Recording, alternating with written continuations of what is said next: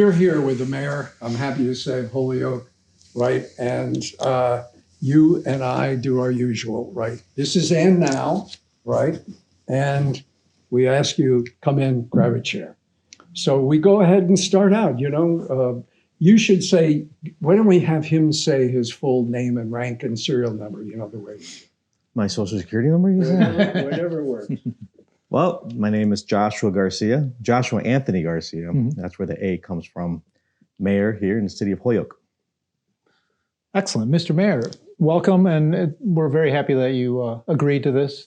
Ed and I have been doing this show for about a year, and we constantly forget to promote it. So the word will get out. I think now that we have you, that's going to really help us a lot. So there you go. It's much appreciated. And today is election day, which is an important thing. So we could talk about that briefly. Right. Sure. Well, you can say, it'll be too late by the time it gets out, but you can say the importance of it. Yeah. This is great. I love where this is going to go. When you first explained to me what we'd be talking about, it's right.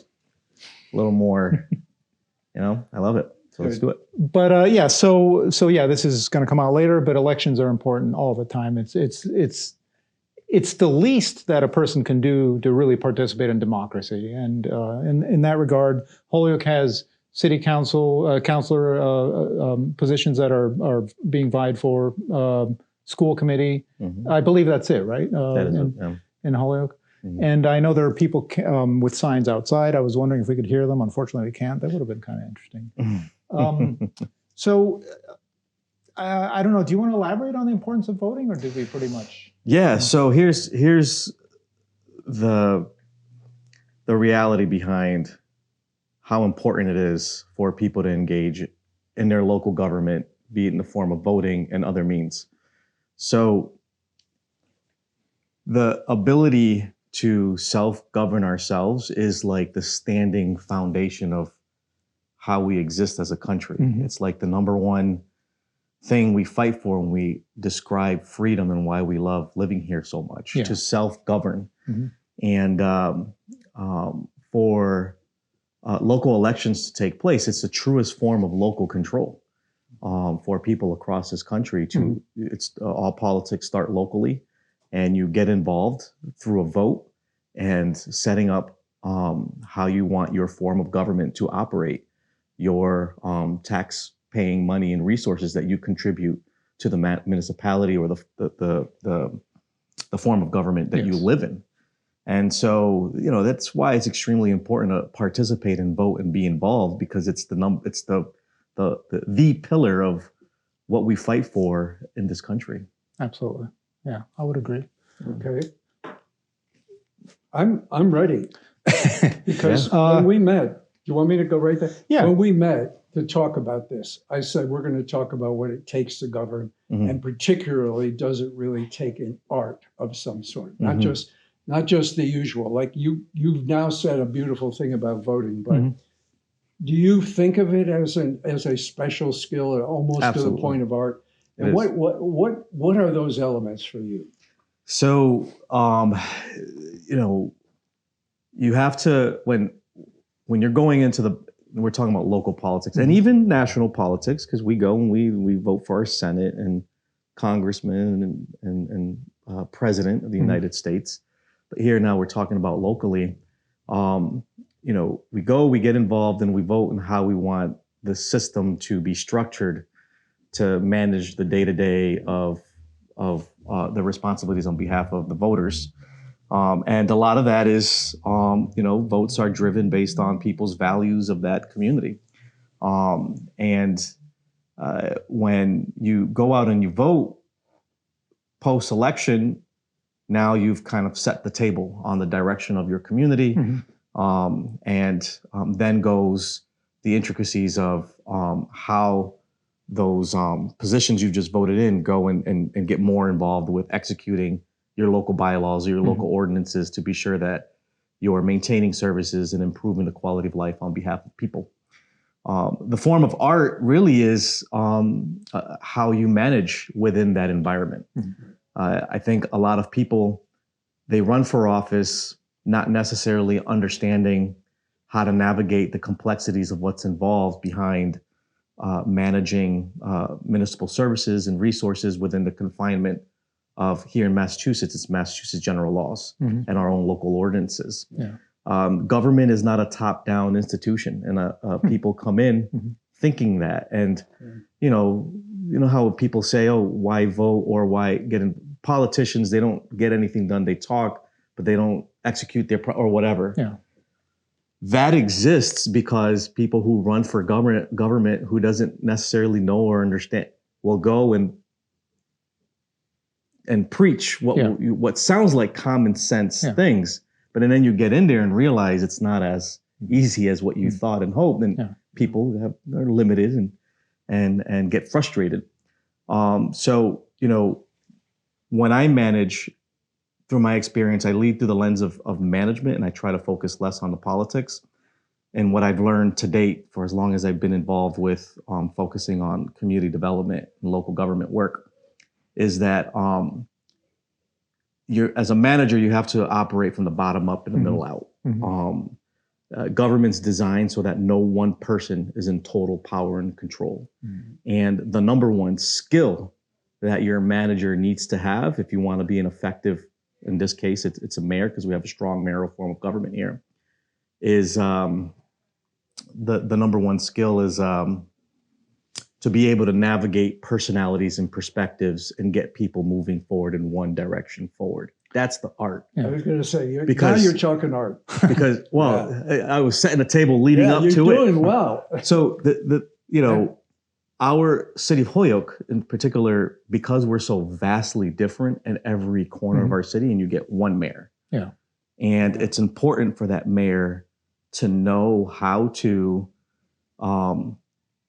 get people bought into the vision and that you're moving forward, because you can't pick and choose who you want to represent. You have to treat everyone equally as everyone is a stakeholder in our municipality here. So that's the art. Along those lines, would you say then, is it correct to maybe perceive the mayor as being a figurehead, or an executive, or is that maybe going in the wrong direction? Or it all depends on what the community wants. So 351 cities and towns in Massachusetts, and everyone adopts a form of government of how they want to manage their affairs. In the Commonwealth, we're pretty much leasers of the land right here in the state.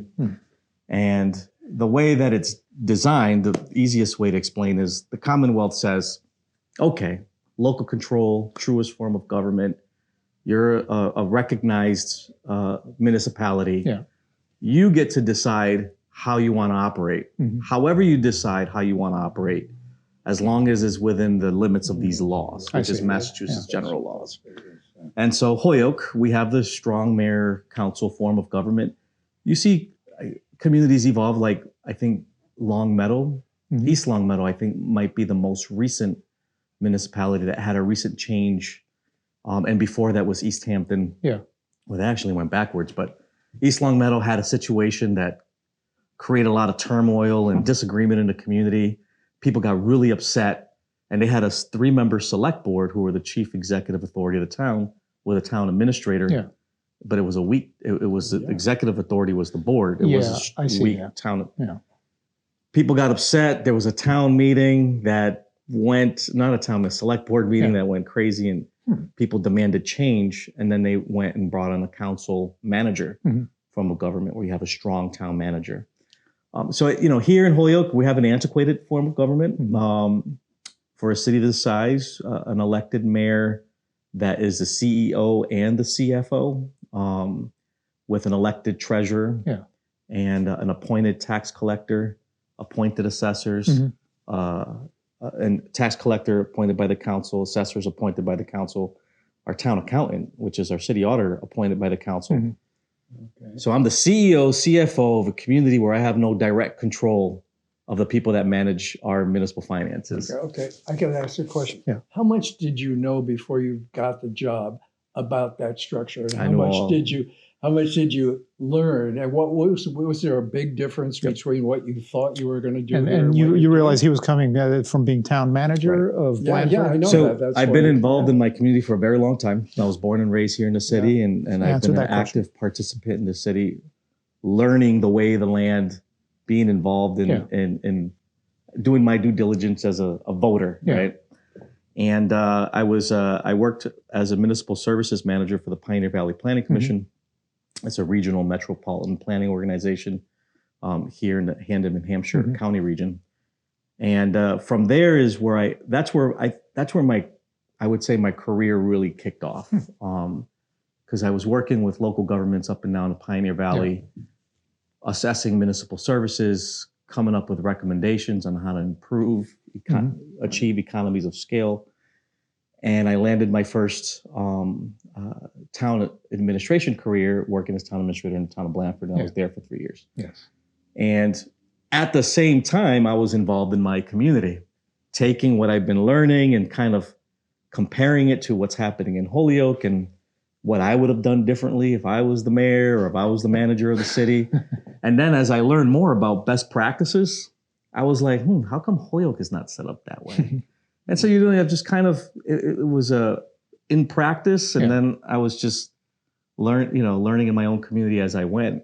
So when I decided to run for mayor, I knew right off the bat what I was getting into. I knew what had to be done. Yeah. I knew what the priorities needed to be. Wait, no surprises? There were no surprises. That doesn't sound the way it works. There were no, well, that's what I'm telling you is when you're running for mayor and you've never done the job before, it's a huge learning curve. Yeah. That's where your mistakes happen. Yeah. You know, that's where it gets expensive. Yeah.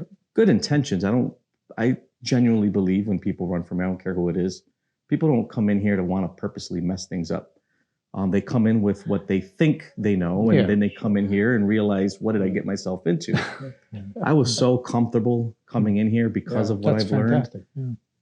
That's why it allowed me to hit the ground running and submit balanced budgets. This isn't an easy town, is it, Dennis? Even if, because we're talking with a developer here who's really committed to this city, not just a guy who's an artist. Well, yeah, it can't be easy. And actually, you started by saying this form of government is a bit of a misfit, or is not a good fit for. So were you implying that the form of government we have here is better suited to a larger municipality? No, I think so. When you're, I mean, in my opinion, when it comes to deciding what form of government fits your community best, you have to take into account multiple considerations: the culture of the community, the politics of that city. The truest form of government, which people should always strive to advocate and work toward, is the town meeting form of government. You know, if everything's perfect in the community and you can get the job done in a town meeting form of government where the voters come in as a legislative body, great. But in some other communities that do have that, if there's too much toxicity, if no one can agree on a direction or how to expend and keep up with capital maintenance and other needs, and the day-to-day has to get done. So you get gridlock potentially. Once you're gridlocked like that, there is potential for liability toward resources and impact to community health. So you want to pick the form that's going to get things moving. And so here in Holyoke, you know, you have Springfield was in receivership maybe 2 decades ago or so, right? More or less. And when they went into receivership, that was their reset. And the state came in and said, all right, let's reorganize and pick a form of government that's going to help meet Springfield needs. And so what they did was they just created a financial department and they hired a comptroller. The mayor could have quit last week. The day-to-day functions of Springfield continue. The continuity continues because they have an internal control system that is skilled and qualified and capable of meeting laws and mandates and honoring contracts and following procurement laws and whatever Mass General Law says to do. Here, I can leave tomorrow and everything, you know what I mean? Like we don't have an internal control system. Interesting. So you wouldn't leave with a suitcase of cash then? That's impossible. So interestingly to me is that when you talked about not from top down, really we got a confusion on the national level at that point, you know, like exactly what kind of power you have. But that tests your leadership, doesn't it? It's almost like you get your power from getting agreement from below. That doesn't sound like the way a whole lot of people see it, you know? Yeah, that's where, and you know, I think that's So it's a practice, just like Okay. any other business or Right. profession, Very right? good. And a lot of times when people get elected into these roles, they don't stay around long enough to evolve and you know, Mhm. and so there was a point where we had a mayor elections every 2 years for the mayor, and you know, and every time you had a new mayor, this was the Holyoke problem. We Yeah. always went backwards. And I think within a 2 year or 4 year period where a mayor goes in there, and I think they they had some mishaps, but they get up on their feet and they fix it, and now they're getting in a good direction. Now they have some momentum. They lose, or they get another job, Mhm. or whatever. Yeah. New mayor comes in, has to it pretty much untangles all of that, and we go backwards. Yeah. So there's no continuity Yeah. here in the city of Holyoke, which is a big So you concern. did some untangling then. When you We got did a in. lot of untangling. Yeah. But coming in, you know, to your question about the manager has to understand, like being the mayor doesn't mean that you're sitting on a pedestal in the office, Mhm. living high in glory. There's a lot of work involved, and you know, we have to you have to step into this role, understanding the skill, the day to day. The day to day is the day to day. You can know the day to day, and you're probably right. All the best practices, Mhm. but if you're managing here, and your stakeholders are here, and your stakeholders are everybody, the public, the Yeah. workers, the volunteers, and you're not kind of doing this Uh-huh. and then kind of going up together, you're gonna fail. You're gonna, you know, the public's gonna, the employees are gonna chase you out of town. So how's yours doing? Yeah. How are you? Well, I like to keep my finger on the pulse. Well, and- that we've all right. We think you're succeeding. Yeah, and- we do. I mean, don't you? Well, yeah. I mean, my so- perception is that you're a very popular mayor, and so a couple of things, topics that Yeah. you had mentioned. How long are you in now on your term? November 15 would be 2 years. 2 years. Okay, so halfway, and also Ed reminded me that you made a conscious effort to implement open government. And I mean, there's many ways that that's manifested. I mean, one very simple one is the fact that you make a point of communicating with the electorate, with the Holyokers, you know, anyone who subscribes to the email list, what's going on, which I think Anyone that subscribes to any of the form of communication. any that other is, form of yeah. communication. So I don't know. I mean, I think you already gave a self-assessment to a certain extent, but how do you feel about the 2 years in? I feel really good. So, well, first of all, I told you, I explained to you, I think the number one skill and quality that any person that comes into the role needs to have is the ability to navigate personalities, Yes. perspectives, Yeah. bring people together. Mhm. The other important quality and skill is total transparency. Yes. And so my thing is share all of it, Mhm. good or bad, Mhm. doesn't matter. And I think the public, from what I've learned to date, just from my time as town administrator, and even now as mayor, people appreciate the honesty behind, even if it's bad, Mhm. because people genuinely, people believe that nobody's perfect, right? Yeah. Like mistakes do happen, Yeah. Yeah.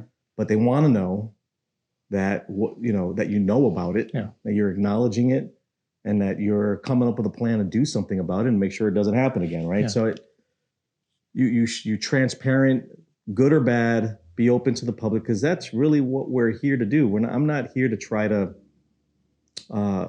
make it look like I'm here to manage the affairs of the community. Mhm. And in government, things are going to happen. Yeah. No matter how great you are as a manager or mayor, your role is to navigate challenges when they happen. Mhm. And that's where you really get put to the test. Yeah. When issues happen, how you respond. Yes. And the public sees that. And if you're honest and transparent and you're proactively addressing issues, Okay. then people come around and Is it too difficult to come up with a handy little example of what you just said? Like, because a goal you set and you told them, and it Yeah, was able I got to a do great it, example because that I use all otherwise the time. we're getting pretty hypothetical and thoughtful. But I think, for instance, those buildings, the one that's being built right for seniors. Oh, the wind development? Okay. Yeah. 55 and Right. over? In other Yeah. words, there's lots of things Yeah. going on here. Yeah. Some of which were started probably a long time ago. But for you to put your finger on that pulse and push forward, do you have a homely example of that sort of thing? well, one particular example was a time in Blandford, and this moment in time has really transformed my has contributed to my way of thinking when tackling these issues. So I was in Blandford. We have a highway division. Just before the winter, our highway superintendent moves on. So we have no highway super and a crew. And so in Blandford, it's a snow globe up there. Yeah. You know, it rains, it snows. It's hard to predict. Yeah. And the outgoing super who was there for a long time, you know, really had a good handle on it and knew what to do, what to deploy, where sanding needed to take place, or you know. So, anyways, one of the guys reminds me and says, "Hey, we ought to take the vehicles, the plow trucks, to get maintenance before our first storm." Okay, great. So we sent all our vehicles over to Westfield to get some maintenance. Yeah. First storm, had a freak storm hit. Really? And they were over And we there. had no vehicles to plow. Wow. And so over the weekend, you know, Monday comes around, which was a select board meeting. 3-member select board, right? Whoa. And the townspeople came to that meeting really upset. Yeah. Very angry. My road didn't get plowed, and how come I didn't see? And they had I didn't take offense to that. They were right, because if I was them, I'd be angry too. Yeah. And so I remember getting up after everyone kind of, you know, aired their concern out, standing up in front of all the people and telling them, you know what, you guys are all right. We screwed up. Here's what happened. And I explained to them what happened. And here's what we're doing to make sure that this never happens again. And one guy goes, well, that's all we wanted to hear. Wow. And they left. And the select board was able to go up with their meeting. Wow. And so from that moment on, I was like, yeah, you know, it really, there was a learning experience for me, and said, don't sugarcoat it. Yeah. Be honest with the people, and they'll appreciate it. Okay. And you move forward. That's a great story. One thing like that happened here in Holyoke in the last 2 years. One thing that happened here in Holyoke. Like that. In other words, see, I like the open thing, Yeah. but I find it very difficult to imagine that people know what the police department or the fire department, what they're thinking and what they are focusing on and working on. I would say so it's nothing as interesting as that story, but there were a firestorm of things. I stepped into a role here, Mayor, when there was a lot of turnover. We had empty positions in key positions that I needed to. I didn't have a personnel office. I didn't have a highway superintendent or director. The legal department was under capacity. It was just the perfect storm of things. So there were a lot of issues, you know, a lot of quality of life problems, a lot of trash problems, graffiti, issues that were popping up that weren't, you know, being attended to. And, you know, in that process, you know, you get the calls and the emails. How come this? How come that? What is going on? And so, you know, again, just communicating with the public, you know, what is going on and how our plan to tackle each of these, and things kind of just fell into place. And the feedback that I get most likely from the public is they appreciate hearing a response or being acknowledged. This office knows whenever somebody calls, even if it has nothing to do with the city, we respond and we acknowledge. I'll get a message on social media about a particular problem. They're getting a call within that day from somebody. Fantastic. And people are like, hey, look, my problem didn't get solved, but thank you so much for responding and acknowledging. But not one that really stood out like the issue in Blandford. I was fishing. Okay. Fishing, that's a good Do we one. have another thing on our list to talk about there, Dennis? Because we really want to follow some of our good ideas. Yeah, what you got? Yeah. Well, you had made a note, which I thought was good, is just to ask the mayor what his ambitions are going forward. And actually, but before you answer that, I just want to personally, I still believe that Holyoke is the place to be. There is so much to do here. There's a lot of potential. It's, I mean, physically, the people, especially the people, it's just a fantastic place.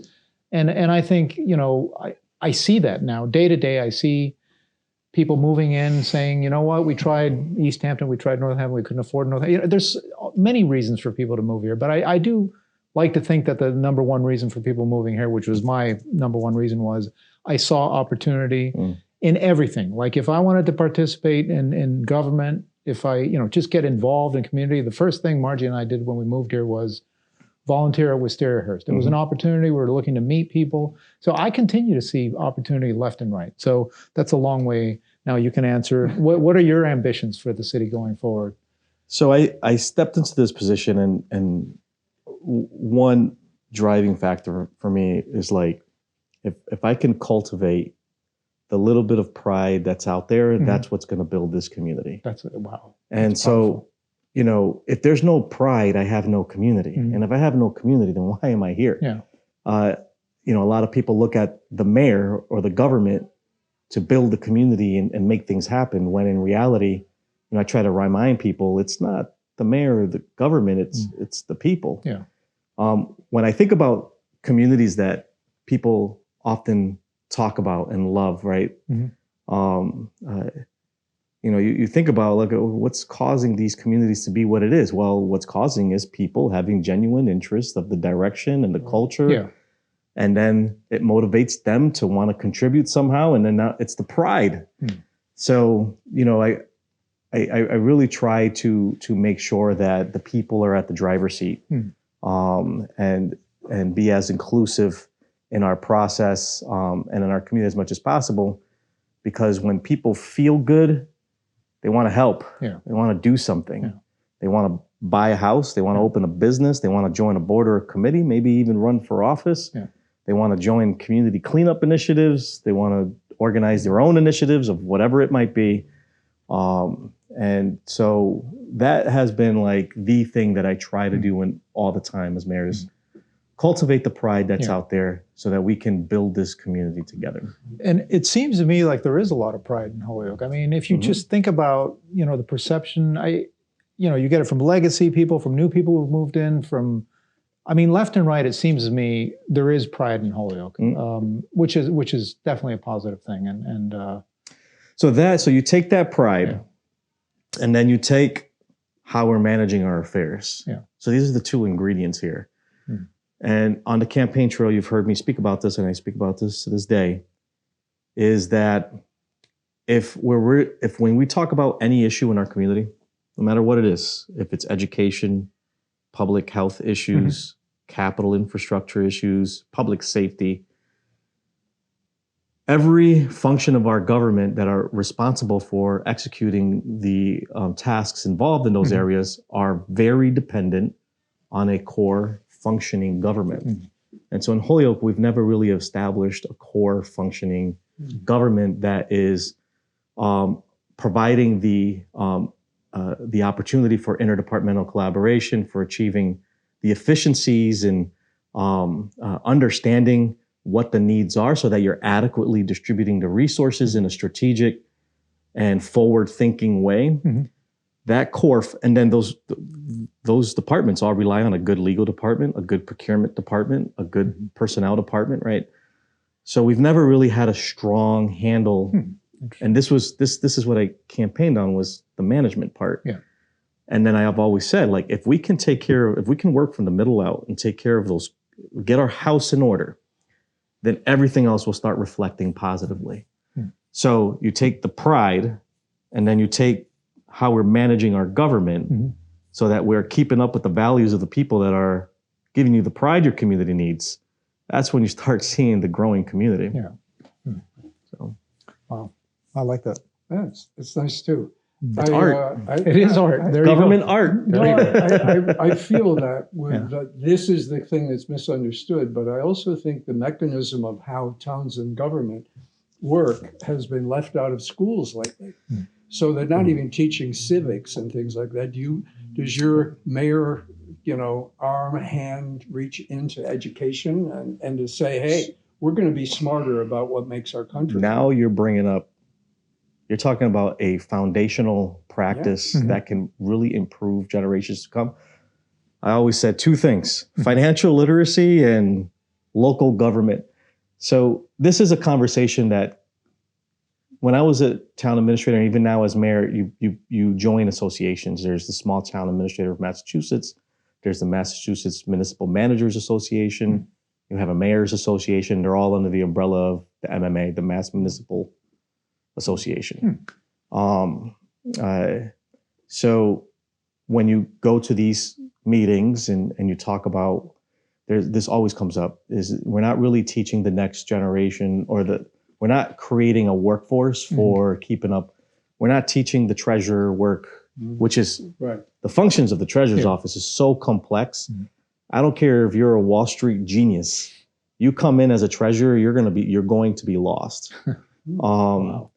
We're not teaching people how to be tax collectors and assessors and all these other important conservation commissioners or planners, or planning, there's stuff for that.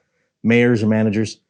So there has been talk between leadership at the MMA and as well as delegates from the Commonwealth of Massachusetts, trying to figure out how to create training programs, working with state colleges and teaching these things like local government, because they teach national politics and state politics, but everything's local, right? People learn those things, but get their feet wet by working in the city clerk's office for a year or something like that.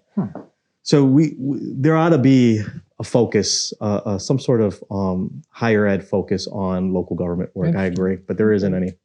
I got an idea for you. There is a town somewhere, and I read recently, that banned phones in high schools. But literally, you get to get rid of them, and it caused a huge resistance for the first week. And after that, kids started talking to each other. So in a way, to get the attention just one to week? the kids. That's all it took? Well, I'm just saying, that was the writers saying, because of course, once they left, they'd pick it up. But this is a real problem. The kids find that those phones are so is that an issue that you are interested in, about how the kids are in the phones and not necessarily listening and talking? Yeah, part of that is I have a nephew who teaches and is part of the philosophy department of a college, and says that they sit in class and then they look down and they think the teacher doesn't notice. You're right. So what I'm saying is, he says no to it, but I think we need to get their attention a little bit. Society today is such an interesting, where we are today in society is, we're humans in general. We're creatures of habit. We and every 10 years, there's always something new. 1 year is video games. Another year in our history, it was hip hop music. There's always something. You're right. Something else, and then it's cell phones, and and it's hard to say. Something gets introduced to our culture that impacts behavior. Right. And here, to this point, you're talking about cell phones and not paying attention in the classroom.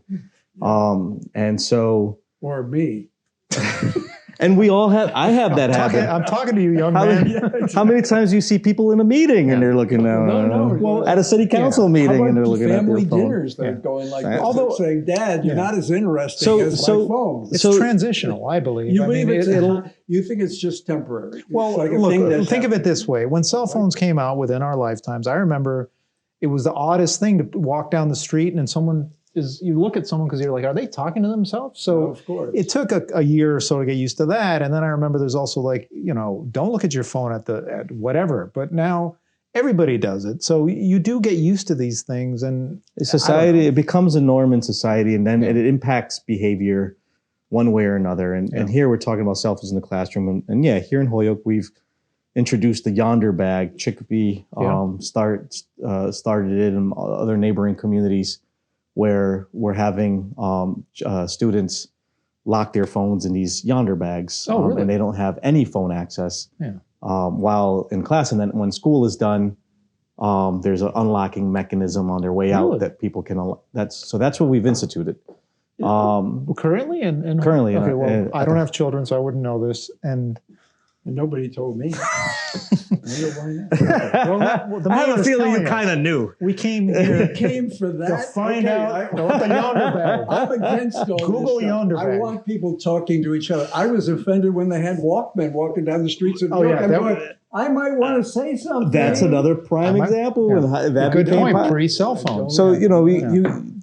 things get introduced to culture, and as managers that facilitate, a service, you have to, you try to figure out strategic ways to maximize on your impact, so that and here you have the yonder bag, and the use of cell phone. I think speaking with the administrators, pretty much concluded that it's a form of addiction. Yes. There was a time apparently when Not you a could smoke in good high form. school. Oh, Right? there was what? Sorry, when you A can. point in time when you can smoke in Yes, high school, right? I do remember those Or days. remember we used to be able to smoke in restaurants or in an airplane. Yeah, when I moved, And then there. we said, wait a minute, this is bad for your health. True. We need to implement policy. And Yeah. people were like, what? Wait a minute. All of a sudden, the environment started getting It better. happened in, And a lot of people quit, myself included, because I couldn't go to a bar and smoke. well, because Bloomberg did that in New York when I was there. They banned it in bars. And everybody said, nobody will go to the bars. But they anymore. banned it up here before they did in New York. I moved up here and it was banned in bars. New York, you could still smoke, or at least in Jersey, you could. Mm. Yeah, well. Well, they can't Anyway, go to I'm happy bars. that it helped. Yeah. It helped me also. It's like, well, what's the point? But let's ban the cell phones. Let's see how All right. that goes. Ban cell phones. I don't know about I don't know. banning It's is- I'll add it onto the. I'll tr- your dream on Yeah. list. And you could call it Okay. the ad ban. Okay, so you're comfortable now. I kind of was wanting to lead you into saying, Uh-oh. well, failure would be like you. Don't you think in terms of you're going to be here? How long? Let's start this way. Do you expect to stay for a while? Yeah, for as long as the people As want long me. as they want you. Good. And if they don't want me, I'll find another Okay. job You somewhere probably else. could, yeah. It's okay. But at the same time, that like you go, okay, what really can define your legacy? Yeah. And does that worry you? So the way I look at it is, I feel like I don't have it's in my mind, I don't look at it as a career. Mhm. This is not, I feel like I put my career on hold I see. to be mayor and help my community. Okay.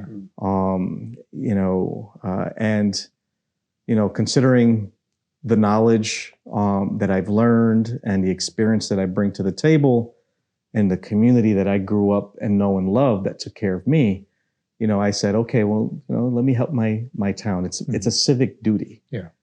Is the way I look at it. And so I'm here, I'm doing my best, and I'll continue to contribute and help for as long as the people want me. And when we're ready to move on, I'll get back into my career in town So administration. you have the same energy now that you had Oh, when absolutely, you started. You're not getting up slowly in the morning No. going, oh no, not another. You really are able to stay with it. We've That's taken amazing. full ownership of the role and very comfortable. It's been a year and 10 months. It's coming up on 2 years. Yeah. And, I'm often reflecting back on, where are we? Did we say, did we do, did I achieve my, Yeah. I have the priorities listed on our whiteboard over here. And, All right. Yeah. That's constantly evaluating and making sure that I'm hitting my targets. Yeah. I feel like things have been moving. There's a lot where where I'll start to get frustrated, to my earlier comment about, if we're not contributing and doing anything and there's gridlocks, then what is the point of being here? Yeah. I think that's probably where where I'm like, because I'm not here.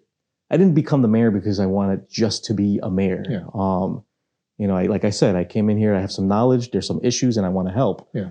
But if there's ever a moment where I can't get anything done because there's a gridlock and people are divided, then that's where I feel like I failed, and that maybe it's time for me to move on and let the next person with energy take it on. Mhm. Okay. It's very Well, thank you. That's convincing. Yeah. Oh, yeah. Did I answer the question? That was such a good answer. Yeah, it was very good. I didn't have another answer or question. I didn't know what I was doing at that point. No. I like very much the idea of open government. I like very much of holding people responsible. Yeah. Everybody's responsible in a way to be citizenship. And I just feel like too many people in that cell-phone world are selfishly caught up in something. They do. It's very easy. Hey, look, it's a powerful role. And I'm very mindful. I'm always mindful on the impact that this office has on people.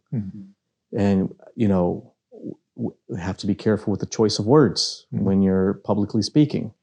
You know, you don't want, you say the wrong thing, and it's amazing how quickly humans can hate and divide. And so I'm constantly trying to preach.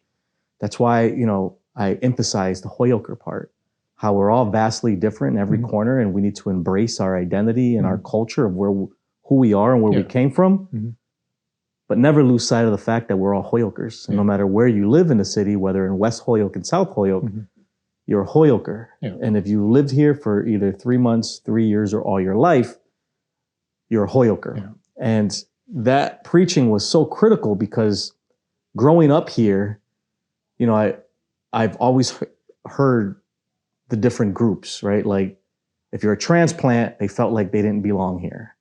If you lived in a certain part of the city, you didn't belong here. If you weren't actually born in the city, you're not a Holyoker. We're out in every category.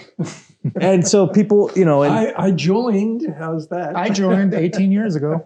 And so we, you know, constantly take any opportunity I can to remind people that to declare it, to officially declare it. And then also remind people that we're a compassionate city and that yes, compassion does bring quality of life challenges, but never to allow those challenges make you forget who we are as people. And not just people, as Hoyokers. And as Hoyokers, we take care of each other as neighbors. Everyone takes a step back and say, absolutely, what can I do to help? I like it. I like it You a lot. use different words. People fight, argue, they point fingers and blame of whose fault it is because of the economy and that panhandler over there and what that person's doing. And, you know, and people divide again, and then you lose your pride, and then no one wants it. So it's a... You know what this reminds me of? What you were asking earlier. You said there are certain things that politicians do that everybody thinks that's the predictable thing, and therefore it begins to be a joke. You don't hear the originality. Yet what you're saying rings true, but the truth often stated becomes the cliche. So the question of getting people's attention is, to me, the way you are consistent and open, and then they begin to believe after a while. That's just my 2 cents. And that's the art. That's the art. That's the art. If you can do that, if you can do that. And I'm appreciative when I see it. And so how do you think we did okay? I think we did fantastic. I think I hope I it's did a wrap. okay. Well, Mr. Mayor, from one Holyoke to another, I thank you very much. Thank you guys. Good job.